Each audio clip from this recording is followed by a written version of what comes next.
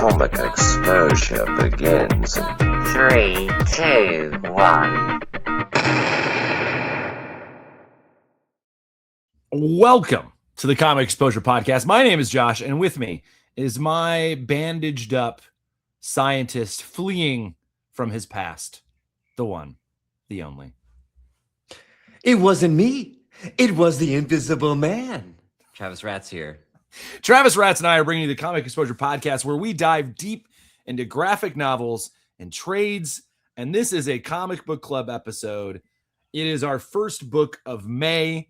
We've been doing some genre or kind of themed months. May is not that month. Travis Ratz. We've got a couple different books coming at people this week. But this book coming up that we're talking about today, we read The Nobody by Jeff Lemire. Written, drawn, colored, put together by Jeff Lemire, out on Dark Horse Comics. This was originally published when, Travis? When did this come out originally? Early 2000s. I'm trying to see if it's actually in the book. This is a 2009, yeah. Travis Ratz. So this was originally released in 2009. Jeff Lemire, Mr. Indie, before he started, doing all the big stuff and writing Green Arrow and Animal Man and all these things. And you're just Little Lemire then. Lil Lemire. And this is reprinted, re-put together for the first time, available again, The Nobody. And I was like, oh, I love some Jeff Lemire. I love some classic indie Jeff Lemire. So I said, Travis, please, Travis, can we read this? Please, can we read this, Travis? That's what I said. And Travis capitulated. And here we are reading The Nobody. Travis, if you had to summarize The Nobody for the audience, what would you summarize it as? I would summarize it as a stranger arrives to town who's bandaged up from head to toe. It's a small town. I believe it has something to do with the fish. Yes, Largemouth is the name of the town. And a stranger arrives, he's bandaged from head to toe. And just like any good fish out of water story or stranger in largemouth story, our stranger is accepted by some of the town folks, in this case, a young teenage girl, and despised by other town locals. As the story goes on and time passes, the Invisible Man gets more reclusive in his hotel room, except for his friend and the young girl he meets, and violence and... what's the word for it? Violence and not deception. We get misunderstandings. Misunderstandings. Yes. Violence and misunderstandings ensue. Violence and Misunderstandings is the name of my next album. We'll put that one out. All right. So we have this story, essentially an invisible man, right? A mad scientist shows up in rural Canada. Travis, have you ever been to a place that's like Largemouth? Have you ever been to a town? Can I tell you something? I have never been to Canada, and I was close to going this summer. I was close to booking a trip to the Great White North this summer. But I have been to many a small town, Josh, just not Canadian small towns. Yeah. So have you been to that town that looks like this, where you walk down Main Street and there's the one bar, there's the diner, everybody knows each other? Have you ever been in that, like you've been in a small town like that before? Yeah, I love it. Yeah, there's I something love it. Both my parents were born in one. I used to go every summer to them.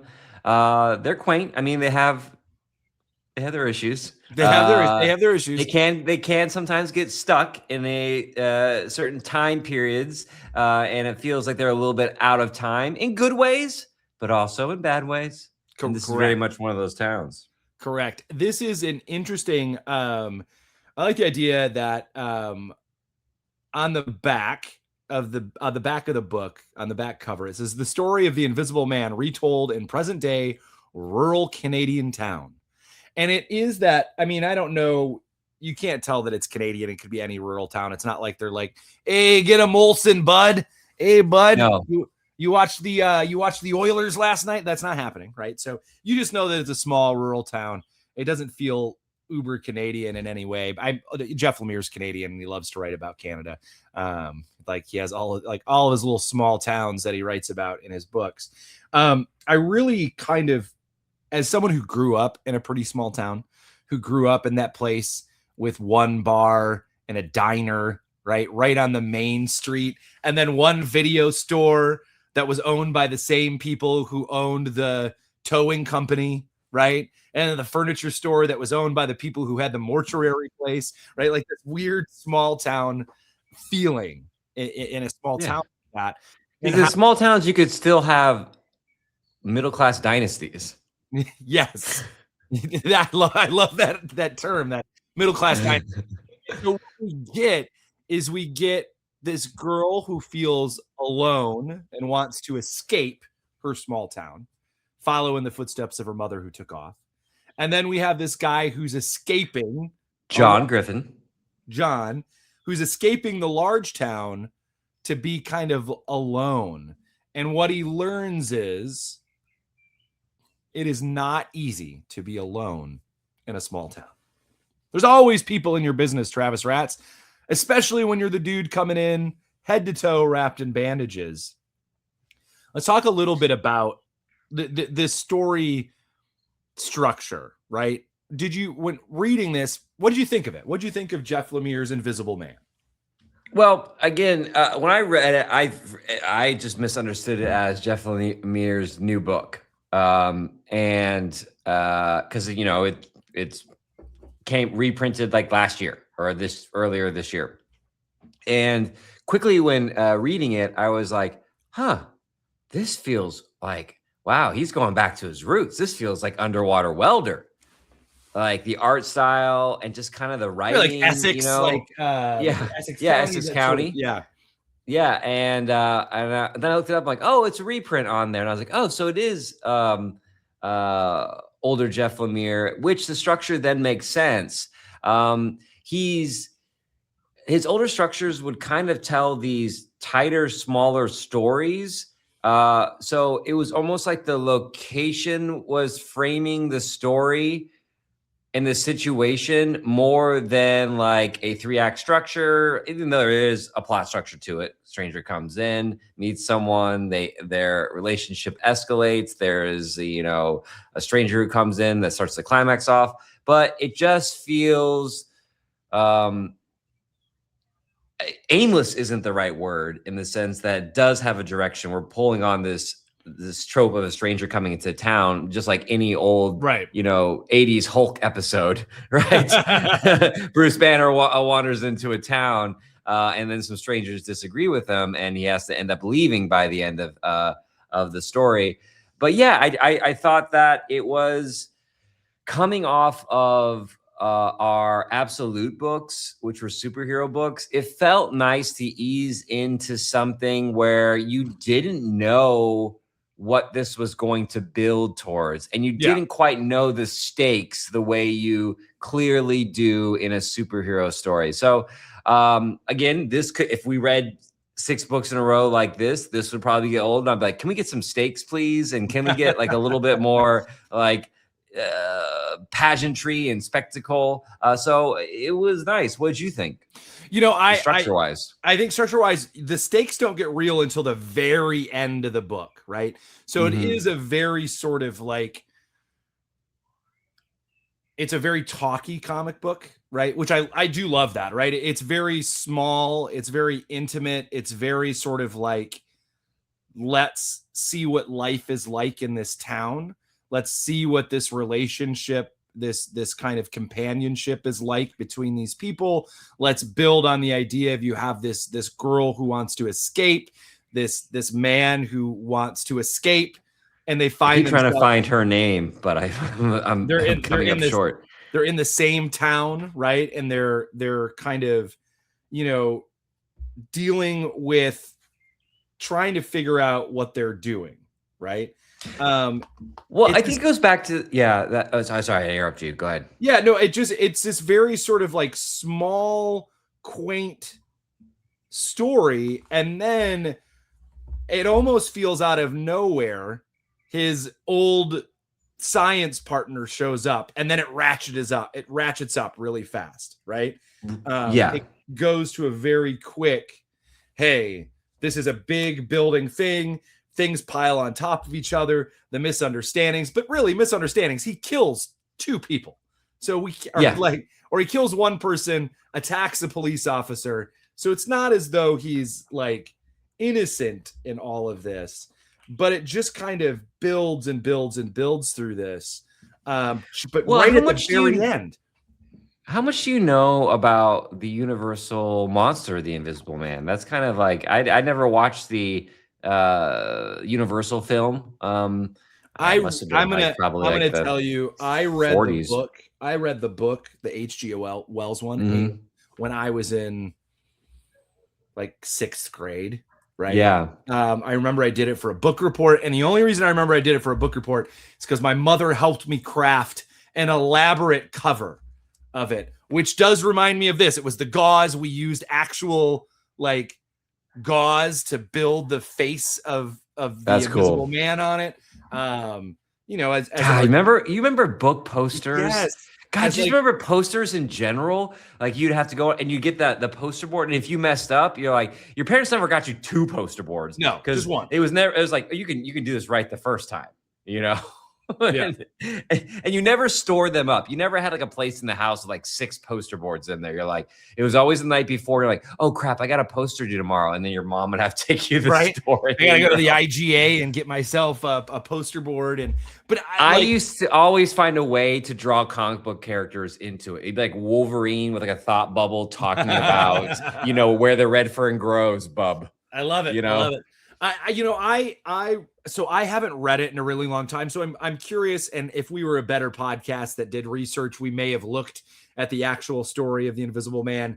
But it feels... I was going to, Josh, but I took a little nap before this podcast. That was literally on my list of things to do. And I was even a week ago when I finished it, I was like, I'll watch the Universal monster movie, The Invisible Man. If only we were better at this. If only we were better at this, Travis. So I enjoyed the smallness of the story.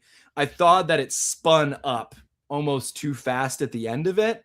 But then I go like, but how else are you going to, it would be weird to build that. And you get little hints, right? Like he needs to take the pills. He like sees something and he sees his, I don't know if it's his ex or his lab assistant or his girlfriend or whatever that he sees in the mirror. You can see him sort of having trouble.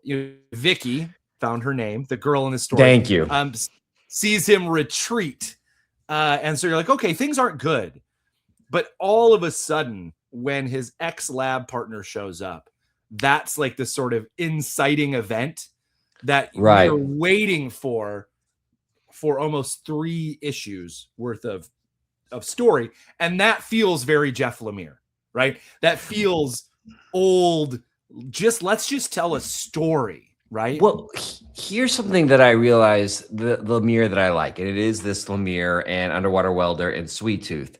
Like when we get to those type of Lemire stories, there is this kind of atmosphere of low-key sadness and melancholy that runs through these original stories that he like, and even something like in Sweet Tooth or Underwater Welder, where there's not like these cliffhangers at the end of issues, and you're kind of like, what's driving me forward? And part of it is like, are we going to get out of this melancholy? Yeah. It's like you enter it in this kind of sad state. Of course, the 2-tone colors don't help that. It's always kind of like whites and blues and darks, and we'll talk about that later. But I think one of the things that makes me want to keep turning the page for these old Lemire books is just like, are we going to exist in the sadness, or are we going to get out of it? Right. Are we going to break through whatever it is? And I would say that that's a theme of a lot that feels, a lot of his indie books are very, they feel tight and intimate and sad. Right. Yeah. Underwater Welder. I've got Roughneck on my shelf. That's another very sad one. Royal City was an Image series, right? So I think it has 3 or 4 volumes, again, about death, about a family coming together, about the ghost of a brother, right?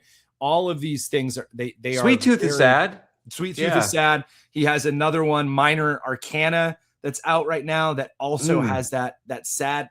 it is this sort of like isolation and loneliness that's prevalent in these books, and trying to find someone to cling on to. And that's what we get in this book. We have these two people, and there's part of me that goes, had Jeff Lemire written this right now, that girl would not have been 16, and the story wouldn't have. I mean, it is a very like. I mean, the Invisible Man does kiss her. He is seeing her as his, lab assistant who was murdered in the accident with the invisibility, whatever, right? But I'm just like, that's the part where I go, okay, that's the piece where I go, like, I think that relationship borders on creepy a little bit, right? Right. But I think, look, we could go be like, yeah, well, did you ever see Labyrinth? Right? Like that, those sort of like things from our childhood, that sort of relationship, whether it was an older figure and a younger figure. Sometimes it was an older man and a younger boy, a man and a young girl, all of those things. This isn't that sort of The Last of Us, young wolf and cub relationship. It's these two people looking for someone that are alone, and they're looking for someone Vicky's looking for someone to help her escape, right? She wants to leave this small town. And then I think our Invisible Man is just looking for someone to accept him now that he is nobody. Right. Right. And unlike the opposite of like a superhero, that's well said, but unlike the opposite of superheroes, they don these masks to hide their identity. Yeah. Here, John Griffin, he wraps himself up so he can be seen. And there's there's a scene where the dog takes his hand off, right? Now there was the really cool scene where he like runs back to his hotel, and there's the multi-panel grids where he's like wrapping his hand back up and he goes, I see you. Yes. Right? And that's, to me, that is what makes this story. I really enjoyed this story. And to me, that's what makes me enjoy it, because to me, it speaks to this idea that we all, like, I think humans, for the most part, they need to feel seen. And that can be hard at certain stages of your life, especially if, like, let's take the Visual Man part out of it. But like when you move to like a new place, right? And there's no one that from your past who's reflecting you back to you, right? It's a blank slate. When you don't have friends that you've known for a long time or family by you, I've done this in moving a lot. You start to kind of lose a little bit unless you have those anchors. I'm like, wait, who am I? Because there's no one in my past that I'm kind of checking myself off of. Yeah. There's no one reflecting back to me who I believe I was and who I can gauge how I'm changing now, right? And no one who knows who you are, right? Yeah. And we're so lucky that we've had people in our lives and family still that can do that for us.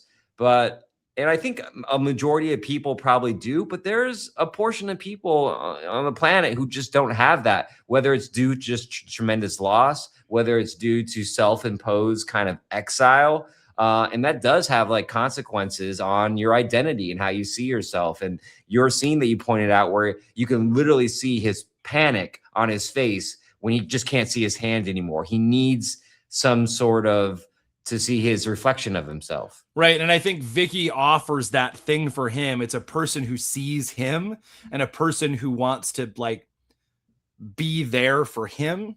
Yeah. And she represents, at least my reading of it is, she represents like someone seeing him, not seeing the bandages, but seeing him that he desperately needs because he can't see himself. And then for her, he represents someone who's been somewhere else, someone who has knowledge, someone who has escaped. Her own mother escaped, but she doesn't know her mother. Her mother didn't check back in, so she couldn't learn what it was like to leave her small town. But from Griffin, she can find out, or she has that person. And I think she, at the very end of the book, she's like, no, we can go. Let's go. You and me. Let's escape. Let's get out of here. I want to be gone. And he is like, no, you can't come with me. And in that moment, when the story comes to that sort of violent end, but then we go like, was he really shot? Was he really hurt? You can't find his body. He's invisible, but it wore off. Little footsteps. There's little footsteps on that little sign. Yeah. But it is this sort of interesting piece. And I thought about, as I was re-looking it over for the show, there's that scene where he kills his partner, makes him invisible. And then as he's choking him, he disappears. Right. And then he goes to dispose of the body, but he is seen. But if he'd just taken the stuff off, I know, no one would have seen him. Yeah. But yeah, he can't take it panics him to be invisible. And you get that, and you would go like, well, that's a plot hole. He could have just, wouldn't he have been invisible? But earlier you see the panic on him when he loses sight of his own hand, right? It's this very interesting sort of thing. Yeah, it would have just been like an invisible man taking out an invisible body. No one would have seen it. The drunk guy coming out of the bar wouldn't have noticed that it happened. I think let's what did you think of that sort of small town? We're not getting the Frankenstein light the torches, but we are. What did you think of that ending of this story? How did you feel that this wrapped up? Well, when we talk about the small town in here, I think it's important to note, even with Vicky, who are like, she wants to leave, she's not being abused. Right. Her father's not a drunk. It's not that kind of trope where it's like, I got to get out of here before this town eats me alive. It's just, I got to get out of here because there's got to be more than this. Right. And except for really one guy in the town, most of them, even at their most skeptical, let's take Vicky's father, right? When Vicky's father finds out that, like she's been hanging out in John Griffin's room, like alone, like he's upset. But even later in the scene, he's not, taking the pitchfork and the torches out, right? He's just like, hey, like stay away from that dude. Now I'm super sketchy of him, but like, we're not knocking down his door. So other than that one guy, it's just kind of, the town is quite happy ignoring John Griffin, right? The quirk, right? He's just another quirky character. I think Vicky says that at one point. Until they can't, which is what you asked, is like, what do you think about that ending? And it's like, in human nature, there's always this like, let bygones be bygones until you can't be bygones anymore, right? Until the sense of like, that's going to reflect on us as a town if we don't step in and do something. And what excuses we use to persecute people. But to be honest, I mean, the deck was stacked against John Griffin at that point, right? Yeah. Like they had to go out and at least find him, but they made the classic mistake of they bring the hot-headed townsperson with them. You got to leave that dude at home. You got to sit this one out, Billy. And there was another character in here, because there's very few characters in this book. A character who's part of the town but lives on the outskirts of town. Right. I think his wife died or something like that. Yeah. He had a tragedy of his past, so he's a self-imposed exile who's part of the town. So he represents that middle ground, right? Right. He's not Vicky, nor is he Invisible Man, but he is still isolated. And when he meets John Griffin, when he's walking his dog, he just sees another lonely person in there. And at the end, he tries to help him out by telling, the townspeople, he went left when he really went right, And so I think that's an interesting character as well. So the town, I like it because it's not completely just the Frankenstein, right, or other Universal monsters where it's like, kill him, drag him out, So I thought that gave it a little bit more realism, and you could kind of paste that town onto so many small towns. Yeah. And I think what we get, and you mentioned earlier, you get everything kind of stack on top of each other at the very end, right? He murders his look, Griffin does kill a guy. He kills his lab partner, and then there's a missing girl, and they're like, oh, it's got to be him, right? So the police officer comes, but instead of just talking to the police officer, because the police officer's like, you got to take them bandages off, dude. He like smacks the police officer upside the head and takes off, right? And that blows up this whole thing. And I thought there's like this irony that the town kind of builds and explodes like this little volcano at the end, right? There's shots fired. They beat up the lonely man, the isolated man, almost to death because they want to find this woman who's gone missing. But in reality, she shows up the next day. So in this town, they have like, they've shot a man into the lake, eaten the crap out of the other isolated person. Vicky now feels even more alone. So your 3 loners, you've made them more lonely, all for nothing, right? And I thought that was a really interesting piece of how it ended, Yeah, especially when you said the woman who went missing, which starts this last hunt, she was known to the town to kind of be like the town tart, right? And she went out on like a frolicking with some other guy for a few days on there. But it's interesting. They know her nature, right? They know that this is very much in her wheelhouse. But instead of going to that as probably what happened, they were like, well, why don't we put it on this stranger that we don't know, right? So it's this idea of people, instead of using logic and doing it, that they're willing to put evil onto a stranger, as opposed to, evil is a strong word, but as opposed to one of their own. Right. And then that gets transferred from Griffin to the loner, right? Because they're like, well, she's dead. Where is she? Like they go to the next lonely, isolated, we don't know enough about him person, right? And so it is this sort of small town mentality of, we don't know you. You have to be the bad guy, right? It's a very like it feels very small towny, right? Like, yeah, we're gonna ignore you, right? Until we have something that we're worried about, and then you're the suspect because we don't know you enough. You're an outsider in our town. We'll ignore you until something bad happens, and then we're gonna blame it on you, right? It's this very sort of interesting piece of it. So let's talk Lemire's art. We get classic everybody's ugly Lemire, and I love it, Travis Rats. There's always 5 dudes who look like their noses have been broken 40 times. Yeah. No one is pretty. There's just something, you mentioned it before, the melancholy of it. Everyone looks sad. No one looks happy. And I don't know if I've seen Jeff Lemire draw a happy person.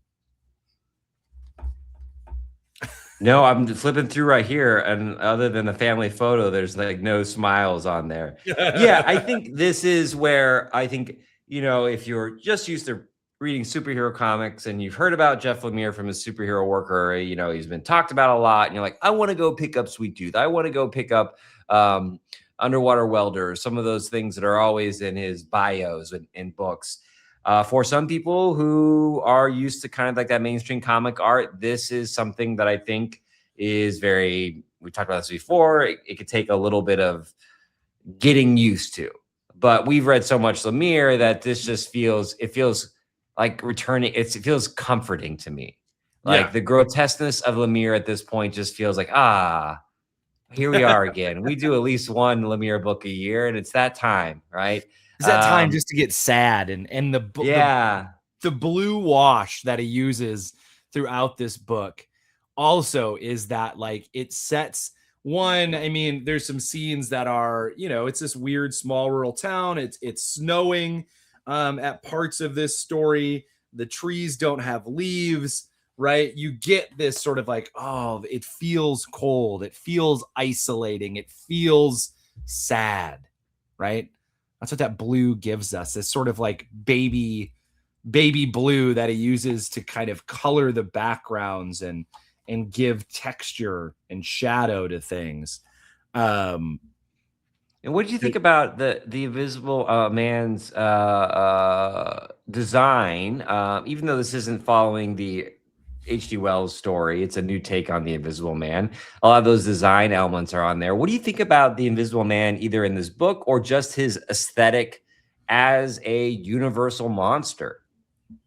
Well, I think there's something always. I think it's not knowing what's under there is in itself intriguing and can be alarming, right?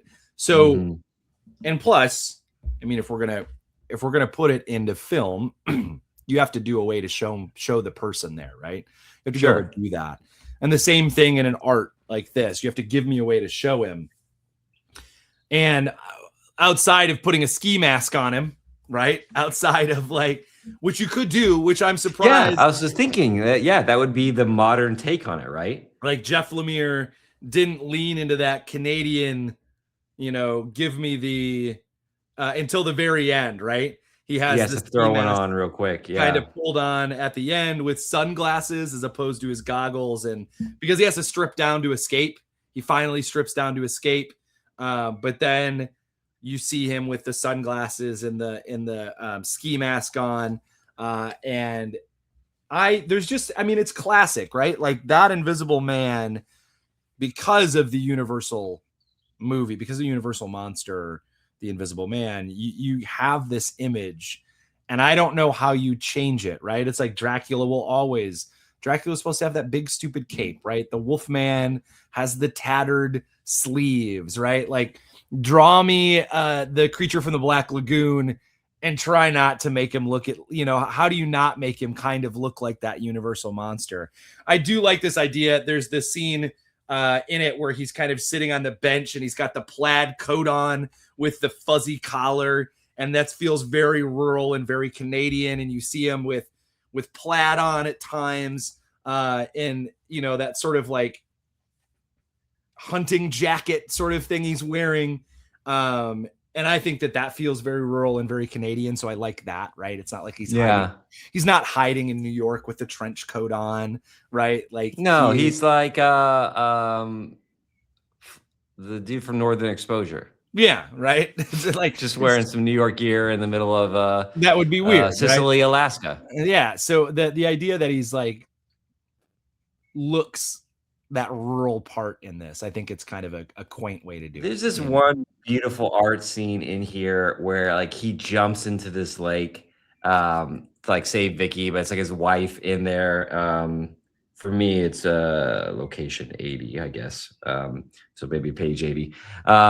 And you start to see his badges unravel in the water until there's just nothing there. And because it's the water, it almost feels like a breeze kind of just pulling him away and really showing like, oh yeah, I can see how you would panic not being able to see yourself because you just literally disappear. And it's just this kind of the eeriness in which in some scenes these bandages come off really plays in comic book form, and the way that Lemire is doing it. It's like someone disintegrating into dust almost. Right. It's Jeff Lemire does those scenes very well. And I think, his art is always kind of stark, right? So I think it's a very interesting way for him to kind of show that sort of that disappearing nature of the Invisible Man, right? As he's diving in the water and he's coming apart after, falling in this page right here where he's, going after, his lover or girlfriend or whatever it is. And you kind of see that. And the next page, you see it all fall away. There's something just, I don't know. There's something beautiful about the ugliness. Dreamlike. Dreamlike. And we saw that a lot.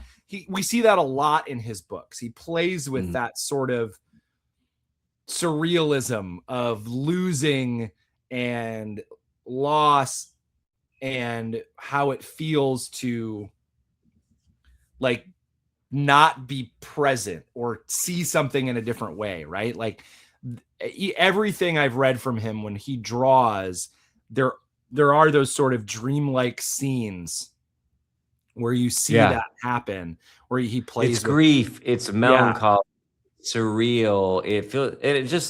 It's just everything that indie quote unquote comics should be. They'd be really personal stories, and personal stories usually come from places of grief or loss or struggle. And every time, I don't know if that's when he does his independent work, is like when he's suffered some sort of, if he and his wife just had a big fight, or like his dog died or what. But man, like he really really nails that kind of tone on the page. Yeah, it was good. It was fun going back into some old Lemire. Yeah, and I really enjoyed the story. Like I said, the only thing that I think if he were to write this now in 2026, he probably would have changed up the age of that character, make her 19, make her out of, you know what I mean? Like it still is not, the power dynamic still not great if she's 19, but at least she's of age, right? So it's this. I don't know what it is in Canada. I don't think that matters, but it was just a little. It was just a little. It was that part.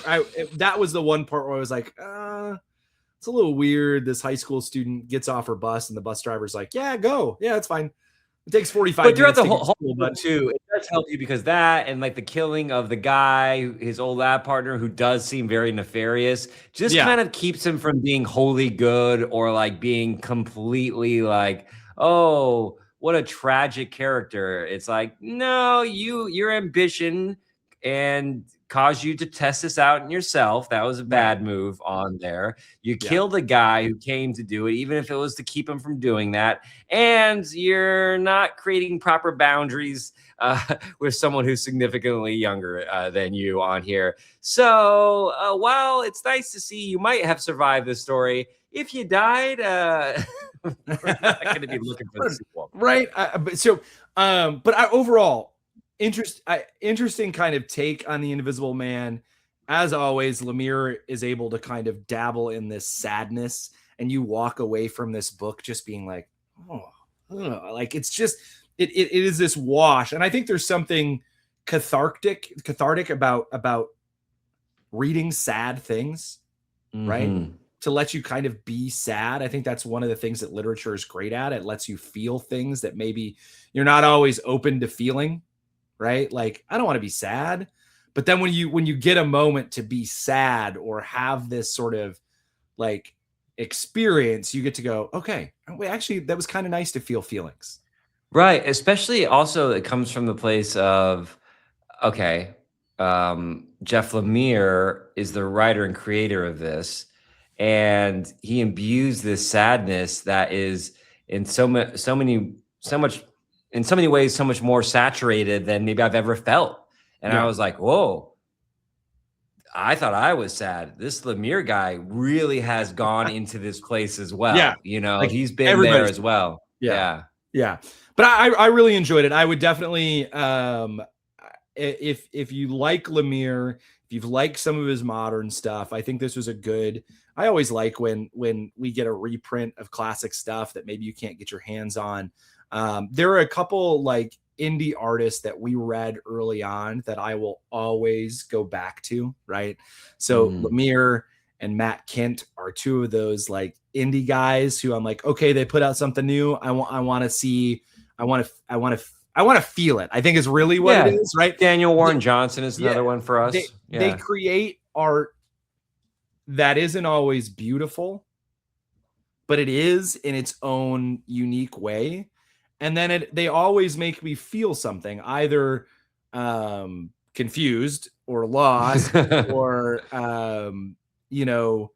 intrigue. But Lemire has this way of just giving you sort of sadness. And there's just something nice about just reading something sad. I can't explain it. It just is, Travis.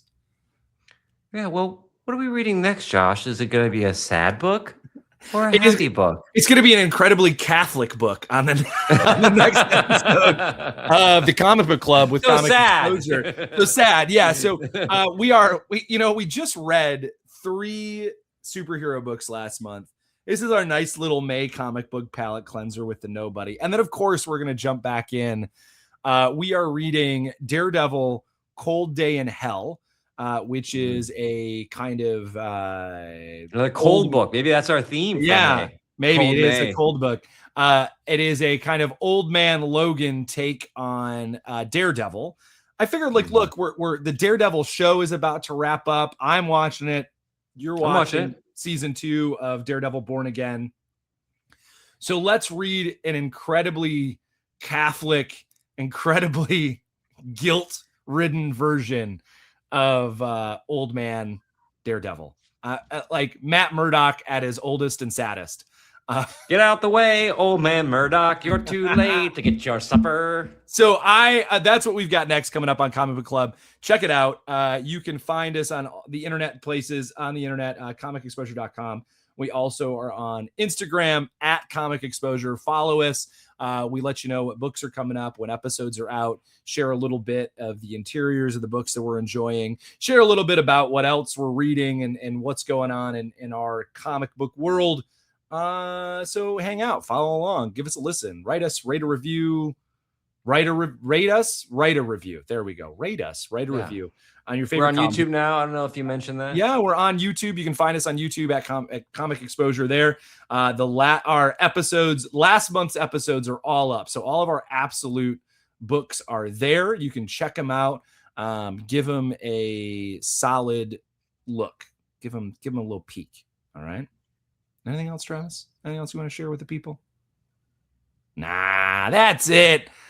It's weird because I know this is on YouTube, and so I keep like looking at so if you saw me looking for things, I have a Lemire shelf over here, and I was like, what was that book called? Right? I had to go look at it. I was looking down to find the dang Vicky name, and I'm like, no, I'm paying attention. I'm just looking for a name. I'm looking for a name.